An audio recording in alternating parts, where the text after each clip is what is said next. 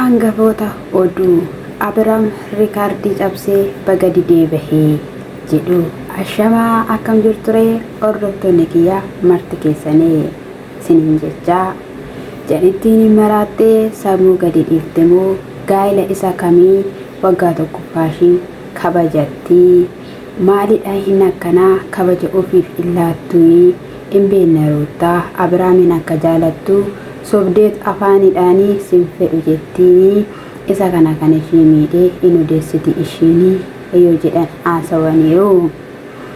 Namoonni baay'een tokkostanis dhiistanis Abiraam aduu diraa homaa tokko isiniif innahu kanaafiyyuu sisoota isiniin jedhee isin arrabsee arkuma keessanii nyaattanii maal godhuree oduuwwanii jireenya hin qabdanii gaa'ila isaanii kan diigesinii utubaa jabaataatanii walakkaa dhaabbattanii yaadaanii odeessaa maal walitti fiduu fi hin sobda hadii dasitaa faanayyuu silaa ganaa wal loltaatii yoo jedhan dubbataniiru hordoftoonni.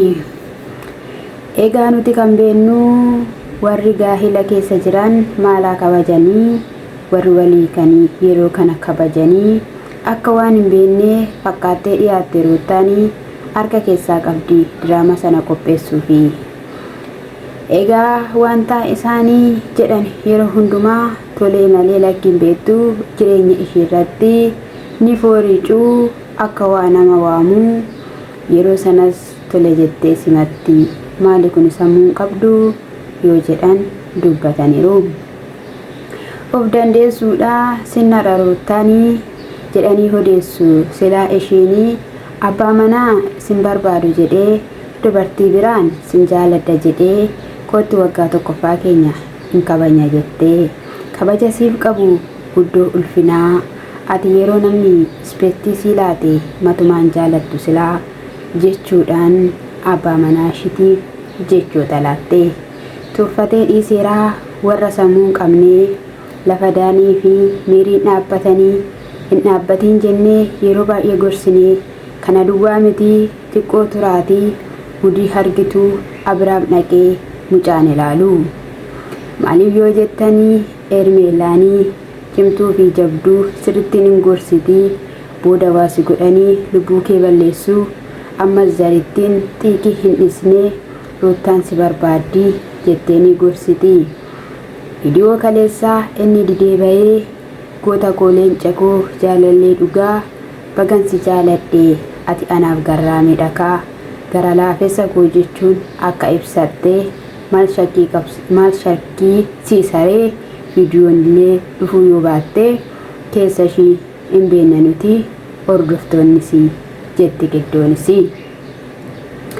Egaa haa ta'u malee yaa uummataa fi hordoftoota koo ammuma yoomitti akkatti hotaaltii maalsaat of jejjii dhufe jettee irraa beekama silaasii dubartii tuffatamtu ta'uu ishii ani kaleessan ishii argee irraa fagaatamaa dhiira tokko gaafa hin barbaadu naan jedhee na tuffatee osoo nani jiruu haadha manaa isaa sin barbaadu jedhee ala bahee yeroo dhufee akkatti dhaanii isa jala kaadhoo waan isarraa abdiin kutanne isattuu kan fakkaatu kan maaliiwii jala kaadhahanii dhimma mataa isaatiiti kaa anis kan biraan baafadha maleeka amma egaa isinitti naa fakkaatu daaniin egaa calluma jedhee roottaa jala kaataa isinitti fakkaataa laata daasitaanii jaarsummaa heerguu akka qubbii qinni jechaa jiru hundi keessanuun beektu. Daaniin immoo yeroo darbee akka sareetti hari'ee akka ruuttaa biraa deemsise hin yaadattu.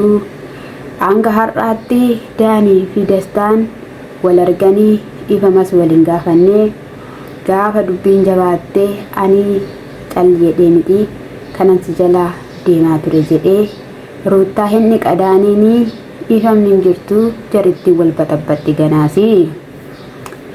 Oduudhama walaloodha inni nani jechaa jiru safuudha habboo waggaa tokko muluu jarri wal nyaattee wal qinxinsitee waraqaa hiikumsaa isaanii taasisanii daaniin keessaa gammachuudhaanii ibsachuu jedhee guyyaa gaabichaa keessanii jedhe malee warri walii kanii eessumatti kottuu waggaa tokkoffaa keenyaa kabajanna jedhu maal jechuudha.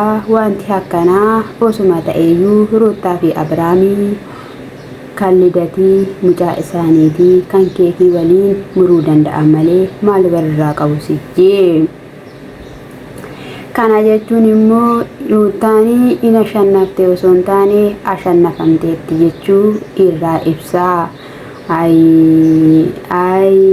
Of tuffachiisuu kaleessa heegaa jagnummaa Abiraam uummanni agarsiisuun leenca gootaa ilma Hobboo Taaddasaa jechuudhaan jalatti barreessanii gammachuu isaanii haala ajaa'ibsiisaan ibsataniiru. Sheebbii qabaatanii yoo dibatanii meekaapbii ofirraa qabaatanii chaapistikiif kuulii yoo utaalanii jireenya miti kunii baay'een daalachaa'ee kan qabuun of kunuunsee yookiin immoo cabrarra jedhee jireenya gammachiisaa gaa'ila bareedaa dhalasaa seeraan guddifatee kan galmaan gahatee baay'een isaa ani jira kaa. Miizana naaf hin kaasuu wanti waggaa tokko jettanii sin odeessitanii eenyu kabajanii maal beektu sinii jechuudhaan gochaa Abrahaam Meerii fi Daan irratti taasiseen Ruutaa duchisiise kaa. Dhiirumaa waan baay'ee dhiisee osumaan arguu jedhee baay'ee dubbate. Siniif immoo kun hin galle yeroo taafitti deebi'i jireenya kee jiraadhu jarittii kana jireenya kee keessaa baasi. Siif hin ta'anii galma kamiyyuu ganaasa salphisuuf adeemu isaanii maaluma sirraa argachuu fi ana kan na dhibe isaanii. Jireenya namaa keessaa namni hin baha silaa Daaniin jireenya hin qabu kaa. Amma immoo sigurraas fagaatee intala ishii garaatti si baadhee jette sanarraas fagaatee dubartoota tiktookii wajjin galgala hiyyaa guyyaa mana kee dhufee si faana hiyyaa jireenyi laayifii isaa kanuma laata. Itti fufikaa jabaadhu maal rakkisee nuyi dhimma keenya situ jiraattata jireenya kee kaa. Nuti immoo yuutubii keenya fi kaameraa keenya banannee si irraa hojii hojjannaa si dhiifnaanii gootichaa addunyaa kanaan beekame irraa ingiliffaas afaan biraas kanaasa'u osoo dandeenye nuu ta'ee irraa hojjanne namni nu dhoowwu tokkollee hin jiru kaa. Tokkoon ishii yoo sortee qamisii ishii ana maalla dhibee ani hojii kiyyaan hojjedhaati. Hordoftoota koo kabajamoo fi jaalatamoo baay'ee akkasiin jaaladhu silaa sinuu beektu dubartii gaa'ilaa diigdee kootu abbaa manaa guyyaa gaa'ila keenyaa yaadannoof waliin kabajanna jettee abbaa manaa waamtu argitanii beektu laata. Ani hin beeku tasumayyuu argee isayyuu rom'itee roorte baay'ee Abiraam Daaniin immoo walitti deebitu jennee yaalii goonee jedhee yeroo dubbatu sichi wajjiniin jiraadhe akkamittiin akkamaa ta'u hojjetteeti. Sabdi malee intalittiin garaarraan kutanne Abiraam deeme takkaan agartu inni gara kee kan dhufu mucaaf yoo ta'u jaalalli heeyyee sin gidduu jira. Garuu maal godhuree waliin dhaggeeffattanii warri walii kee waggaa 20 silaa ture. Obsa waliif qabaatee waleeggatee daarii walitti darbuu dhiisee iddoo isaatti wal danda'ee walitti deebi'ee waliin jiraata. Mee maal jettuu dadhabbii Ruutaa fi rakkoon Ruutaa akkamittiin haala kaamu jettanii yaaddu. Osoo Abiraam irratti ejjee yookiin irratti sagaagalee ishiin calli jettee gara uumaa ishiitiitti boocheetti ta'e. Illa kaamaaf gatiin dadhabbii ishii wanti ishiin taate hundumti isaayyuu. Ishiin kaleessayyuu gaafa garaatti baattuu waan garaatti baattuuf asiif achi kaachuun nama wajji wal arguun ishiitti hin tolle malee Abiraam irratti hojjechuu irraatiin gaaf tokkoo gadi hin jettu. har'as immoo gaaf maarmee ishii biratti deessee nan gala gara Finfinnee jettee kan fuulachaa silaa achii turte ishiin hin sobdii isuma kanaa xiiqiidhumaaf inaaffaan hojii hojjechuuf kan ture. Xiiqiin miti namni jabina isaa kan agarsiisu gaarummaa hojjetee jaalala agarsiisa. Osoo kan kaleessaa meerii fi daanii osoo hin taane kophaa ishii teessee ilaa yaa Abiraam si dhabuu osoo hin barbaadiin haalota garaagaraan si dhabeera.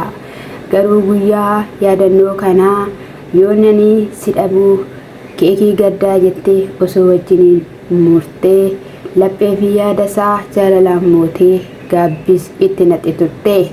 Ishiin garuu akkas miti margaanfattee utaaltee wajjiniin kolfuu dargaggeessa walitti waamtee warra liqimsitan liqimsaakaa maalla dhibe hanaa dhimma mataa keessaniiti warri gaarii yaaddanii sinan jaaladhaa lammii kooti siniin jechuun jaaladhaa namaaf hin qabsoomiin uumaa keef qabsoomii seeraaf safuu kee eegi hatii inni kaanii qallii keessaa birrin sammuu bahee mana saayyuu haala kanaan diisisa silaa mitiiree akkas mitiiree ijoo ajaa'ibeedha kaa ajaa'ibeedha siniin jechuun jaaladha ajaa'ibeedha meeqatu gaa'ela isaa kun dhagatti qabate meeqa gaa'ela isaa irratti guttoo baata meeqa gaa'ela isaatti kiboota baata meeqatu gaa'ela isaa keessatti cunqursaa arge meeqa gaa'ela isaa keessatti beela arge gaa'elli maal akka ta'e abbootii keenyarra barreerra xoofoo dhadhaasii qopheessaa jiru aboo jabaadhu baqadhu haala kanaan ani mucaa kiyyaayyuu dhufee ilaaluun na jibbiseedhe booda suuta keessa jechuudha sirraa kutaa gaafa sana garuu kan jedhee boo suma mataa keeti otoo bartee garuu baay'ee bareeda ruuta. Baay'ee bareeda. Dhuddanii dhuftu fakkaata sinuu sammuu sin ba'e fakkaata.